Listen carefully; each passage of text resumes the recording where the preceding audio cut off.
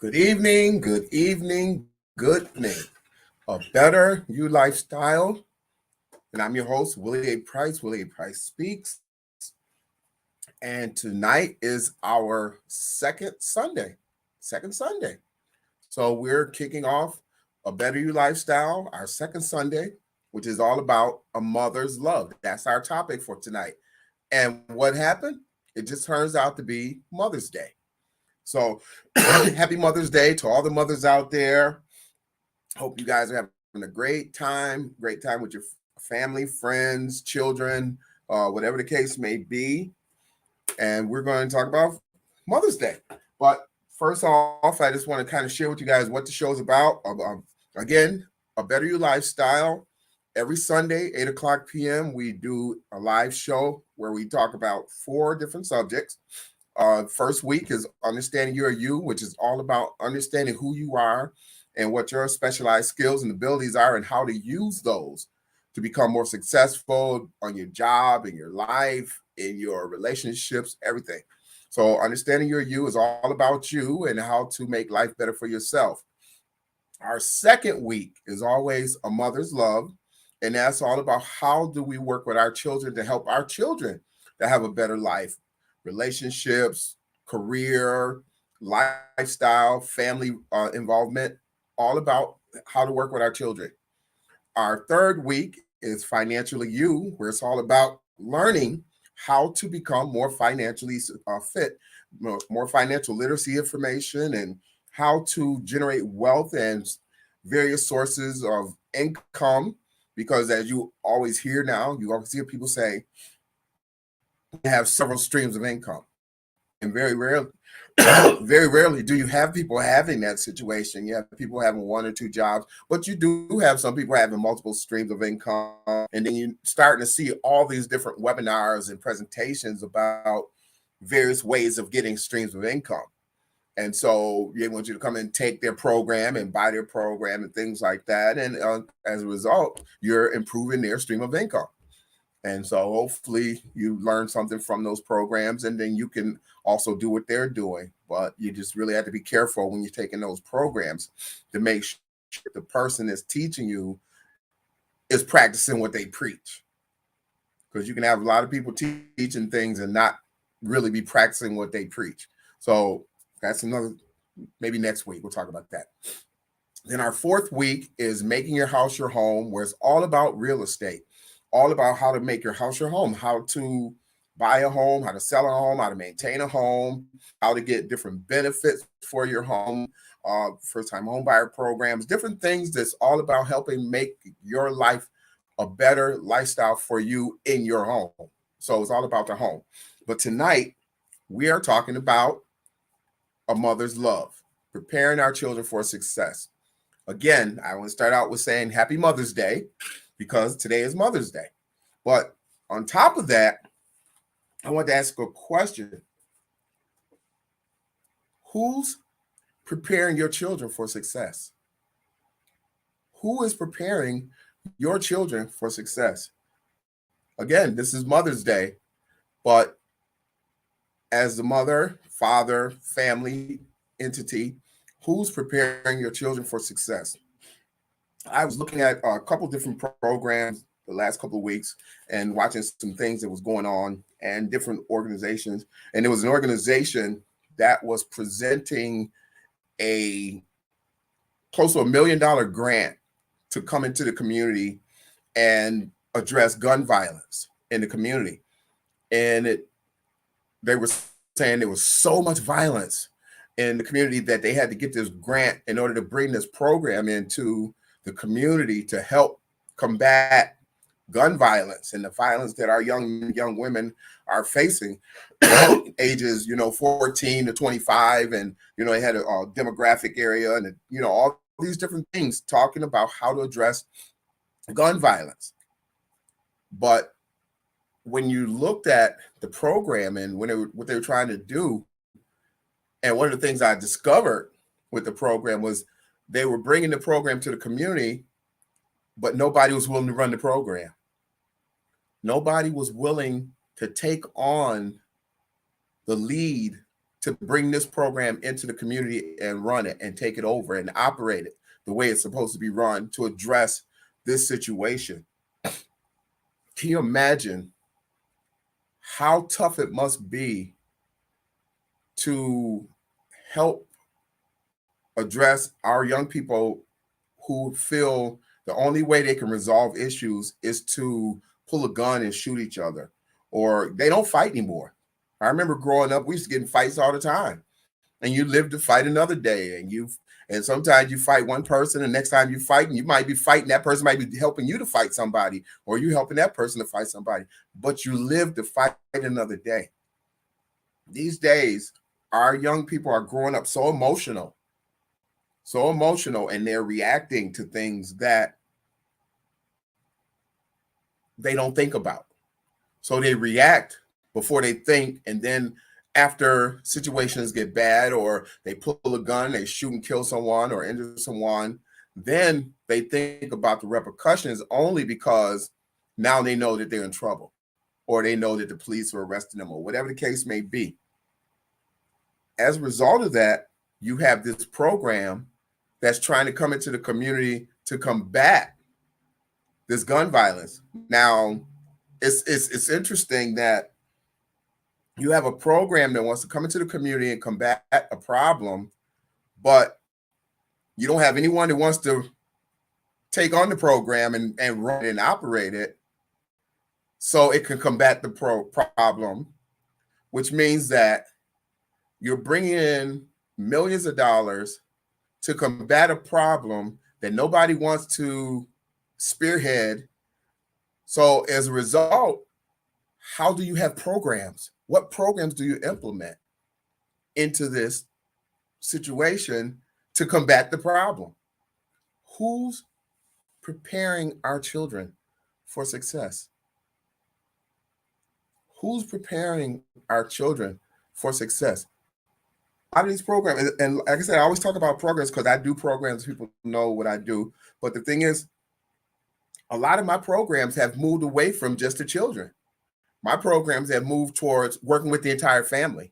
As a matter of fact, we have what is called the Family Fitness Program starting next Saturday, May 14th at Niagara Falls High School Track and Field, where we were actually asked to do a program for children, 5 to 13-year-olds, to help combat obesity. And I said, okay, we'll do that. But what I wanted to do is add on to it a family portion where, because the parents have to bring the kids anyways, we'll have activities for the parents. So I've invited like every community organization to come up and set up information. I've invited different organizations to come out and do Zumba and aerobics and stretching and all kind of exercise activities. So this way it becomes a community event, not just a family fitness and a family event, but it's actually a community event, because a lot of organizations don't know the people, and a lot of the people don't know the organizations. So I came up with the idea to do this, and you'd be surprised at the number of people that's fighting me and combating me and trying to prevent this from happening, which really blows my mind that you have people who love that dysfunction so much that they would take a program like this, an activity like this, and it's 5 weeks. It's not just 1 week. We're not just doing it one time. It's 5 weeks where we're going to be working with families, and we've invited all kinds of organizations to come up and share their information. And guess what? It's all free. It's all free. They don't have to pay a dime. And you have people fighting this, telling people don't go, don't support it, don't support it. Well, don't support me is what they're saying. But anyways, who's preparing our children for success? We're relying. People have been complaining about drugs and the killing and the youth violence for years.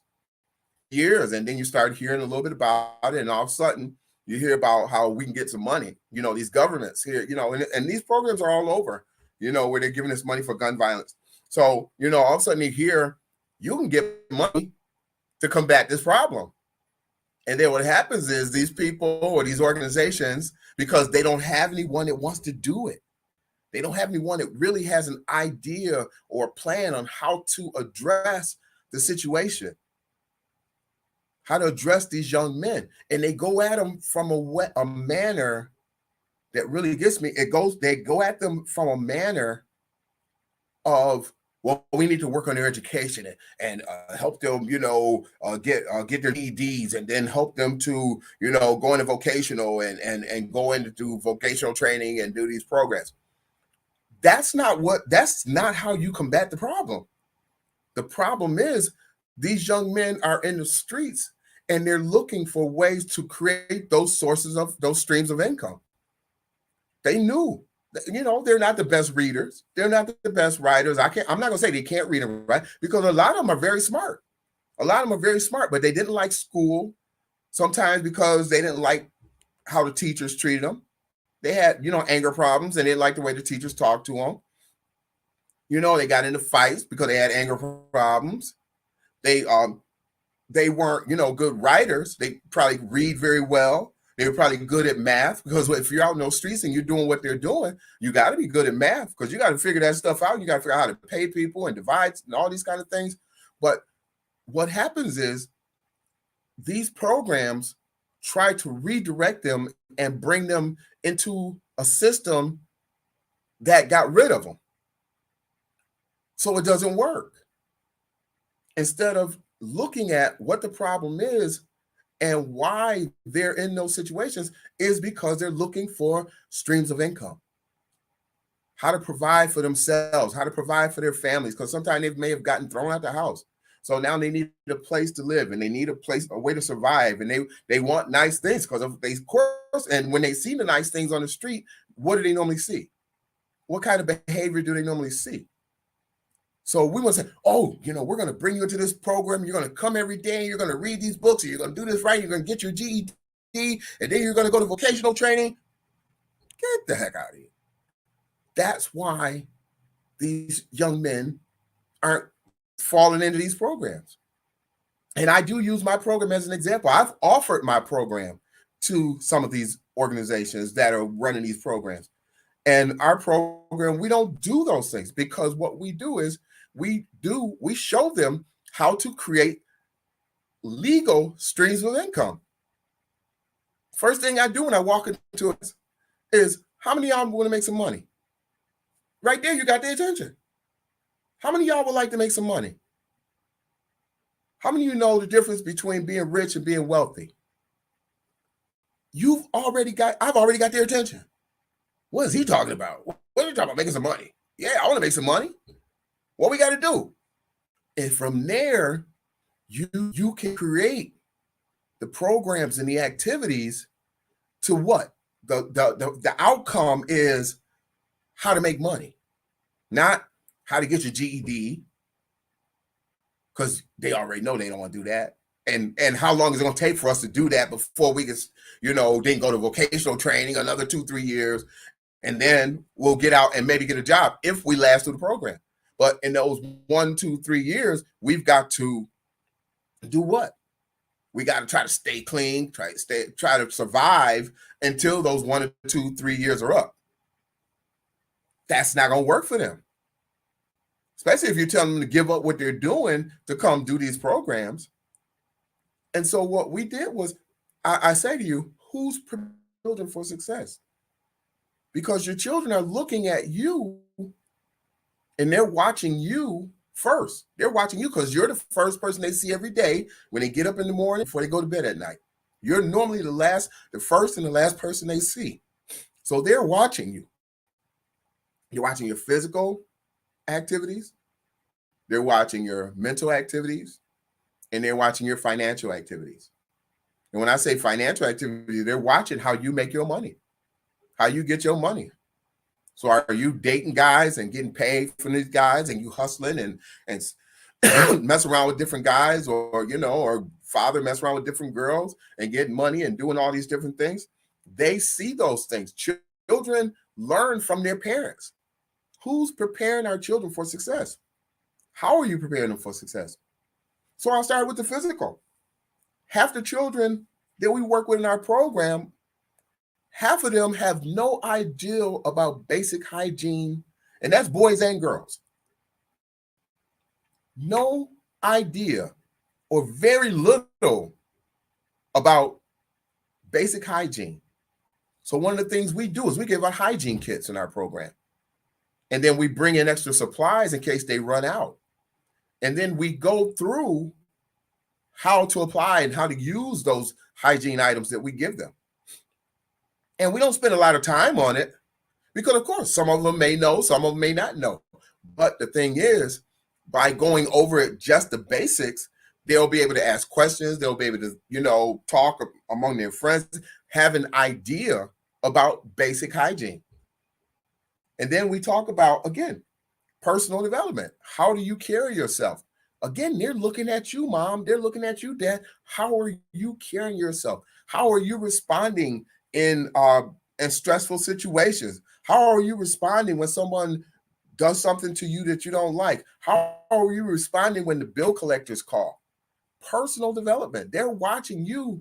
They're watching those parents to see, how do you address things?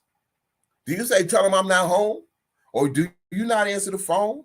Or do you, what are you doing? You got 2 and 3 and 4 different guys coming in and out the house, and they see this, or 2 or 3 or 4 different girls coming in and out the house, and babies all over the place on both sides. Your children are watching these things. You are the first line of defense for preparing your children for success. Not the schools, not the counselors, not the programs that come in with the monies and try to start a program. You are the first line of defense for preparing your child for success. If you aren't prepared, you can't prepare your child. And that is something that I've always said to the schools, and they don't want to hear that. They don't want to hear that because I'm saying to them, we have to prepare the family. We have to prepare the mom and the dad and the brothers, sisters. So this way it becomes a family development and not one child that's in a classroom. He's learning these skills and these activities and all these resources and going home to a dysfunctional family where none of that is taking place. So now either he falls back or he becomes ridiculed by the family and put down by the family because now they think he or her is trying to be better than the family. So we have to start at home. And so I tell people, I'll tell schools, I tell organizations, and somebody, as a matter of fact, somebody from another country just reached out to me today and asked me, have I tried to get my programs into government and state and government organizations and different things like that to sponsor my programs? Because going through the schools isn't working. Schools they want to work with them, but they don't want to work with the family. But then you hear stories about parents coming up to schools fighting. But nobody's addressing that other than what? You have them arrested. So now the child is in a more dysfunctional family. Because what if they only had a household or only adult in the household? So now you take the mother, put the mother in jail, and now the children have to go where? Into a group home or foster care or whatever the case may be. Again, working with the entire family is where things should be going. So in my programs, we stopped doing just youth programs. That's why we started A Better You Lifestyle, where it's all about the entire family. So if we do hygiene and nutrition, we do hygiene and nutrition with the entire family. If we're doing personal development and behavior and response and how do we react in situations, we're doing that with the entire family. If we're doing financial literacy, savings, entrepreneurship, how to start your own business, how to start a family business, how to save, how to create a budget, how to invest in real estate, how to start a business in real estate, how to invest in the stock market, all these things we do with the family. So imagine if you're preparing a family for success and not a young person for success, you will have a more functional family. Makes a lot of sense. It does. But these programs that they're bringing into our communities, that's not what they're addressing. That's not what they're trying to do. They're focusing, again, on the individual child, the individual boy or the individual girl. They're not addressing the family, the dysfunction of the family, helping the entire family to develop. And when you do that, you have a better chance of being successful with a program than you do targeting a child or an individual. So a better you lifestyle is all about preparing the family, young people and their families for success. Our programs, our parents, our counselors should be a resource to the family. But they're going through so much with the dysfunction of the child, especially in the schools. They don't have time to address the family. Their caseloads are so high, they can barely the dysfunction and all the different things going on with a child. I've talked to friends of mine that are counselors in the schools, and some of the stories and just the stress of having to deal with one kid and an issue. That kid may be going home and having no food, no clothes, no good hygiene, no running water at home. And then they got to watch the little brothers and sisters because the mother or father may be out on drugs or in the streets, prostitution. Who knows? All these children are suffering. And then we say, all right, we're going to address the children. We're going to help them to cope with these. And who do you bring in to cope with them? Who do you bring in to help them cope with these situations? Because the people who come in there helping them cope with the situations normally haven't been in those situations to be able to help them cope.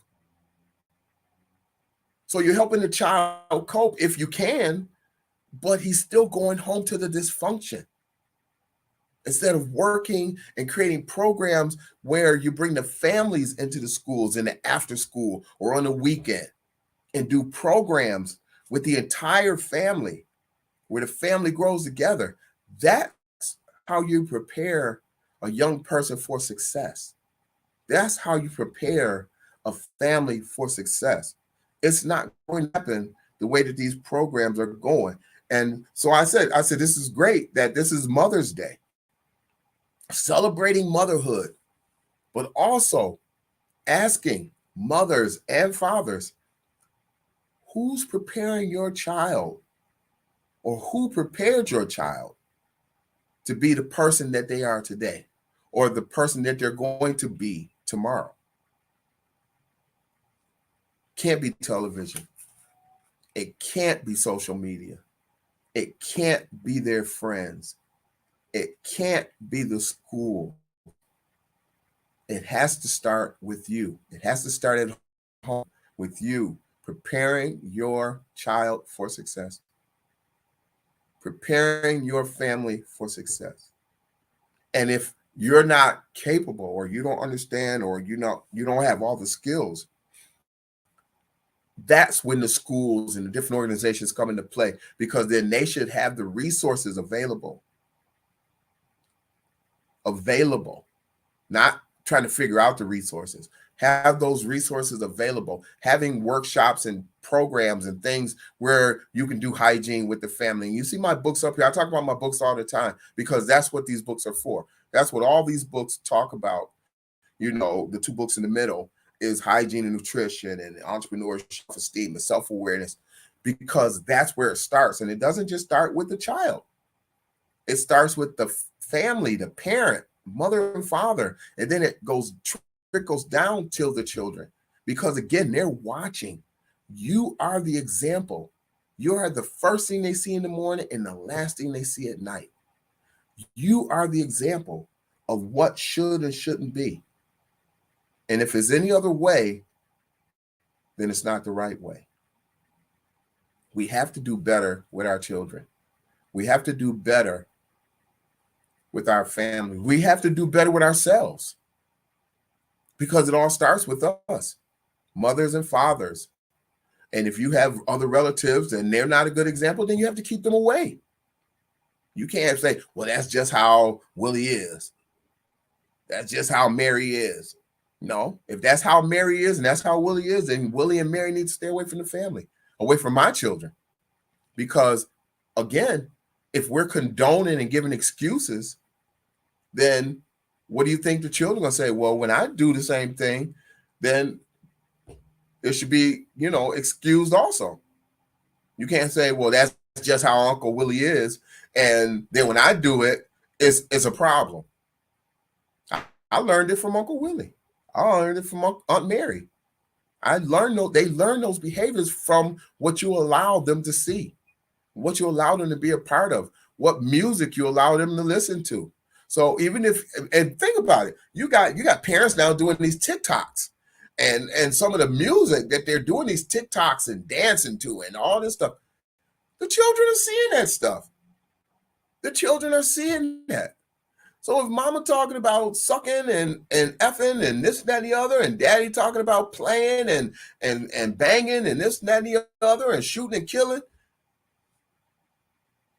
that's the first thing they see. They go on social media now and showing their kids they TikTok. Look how many views I got. So then why are we upset when the child emulates what they're seeing mama and daddy do on social media? Condoning music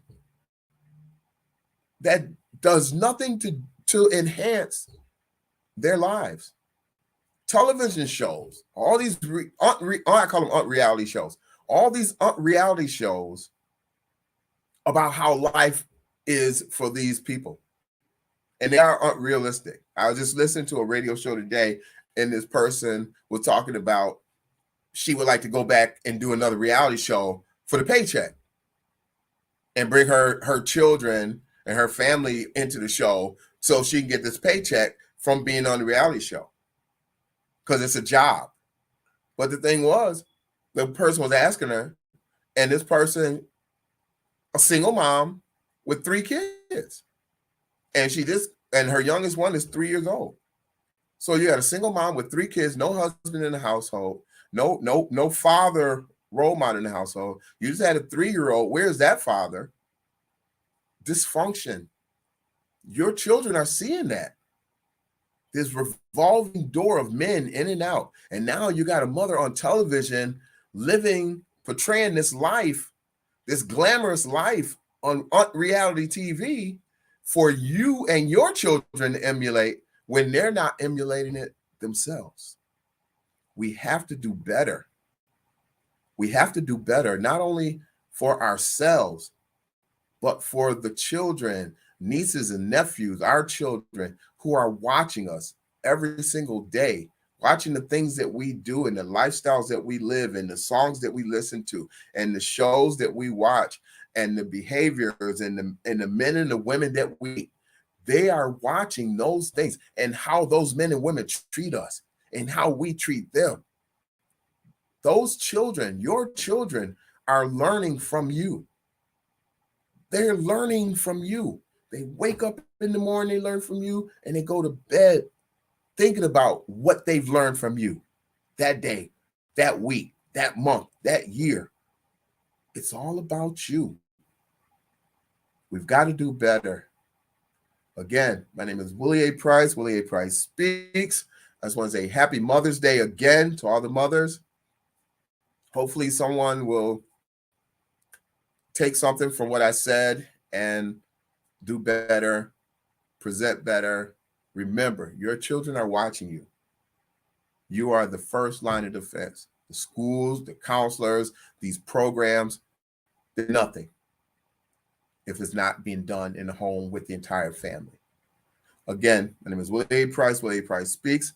A Better You Lifestyle. Next week is Financially You, where I'm going to talk about how to do something with finances. I don't know what I'm talking about with finances, but we're going to talk about something. I'm going to show you how to make some money. How's that? The stock market is down right now. So if you have a little money set aside, this is a great time to start in the stock market. And just a side note, what is the company? What's the company? Oh, Google. Both Googles and Amazon are about to do a 20-to-1 split. So that's something to keep an eye out for. And like I said, they're going 20-1. So right now, I think it was like $2,000, say $60. So that means that they're going to be like $130 a share when they split. You can get 5-10 share from each company. Get some Amazon. I think Amazon's a little bit higher, 5 or 10 share. If you got that money, or even get 1 or 2. Just get it and hold it and build up on it. Generating wealth. Make money while you sleep. Take my dividend, take my boot camp, my stock boot camp, and learn about dividend stocks and dividend investing. Learn about how to make money while you sleep through dividends. We have to start somewhere.